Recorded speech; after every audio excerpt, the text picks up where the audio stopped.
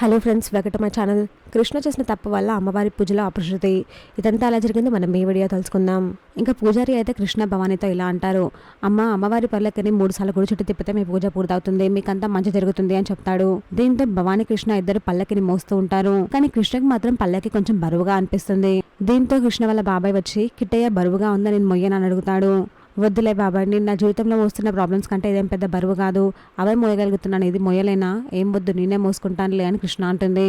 దీంతో అయినా నా ప్రాబ్లమ్స్ అన్ని తీరిపోయి హాయిగా ఉంటే బాగుంటుంది అని కృష్ణ అనుకుంటూ ఉంటుంది. ఇంకా బరువు తట్టుకోలేక కృష్ణ పల్లకిని ఒకసారి పైకి లేపుతుంది. దీంతో అమ్మవారి విగ్రహం అటు ఇటు ఊగుతుంది. ఈ విషయం కృష్ణ గమనించదు, అలాగే తీసుకెళ్లిపోతూ ఉంటుంది. ఇంకా అలాగే బరువు కావడంతో మరోసారి పెద్దగా పైకి లేపుతుంది. దీంతో అమ్మవారి విగ్రహం పడిపోతూ ఉంటే పూజారి గారు పట్టుకుంటారు. ఏంటమ్మా ఇలా చేసావు, పూజలో ఇది అపశృతిలా ఉంది, ఏంటి కిట్టయ్య ఇలా జరిగింది అని వాళ్ళ బాబాయ్ కూడా అడుగుతాడు. దీనికి కృష్ణ అలాగే చూస్తూ ఉండిపోతుంది. చూసాక ఫ్రెండ్స్, మరి ఏం జరగబోతుందో. ఇలాంటి జెన్యూన్ అండ్ రెగ్యులర్ అప్డేట్స్ కోసం మా వీడియోకి లైక్ చేసి ఛానల్ని సబ్స్క్రైబ్ చేసుకోండి.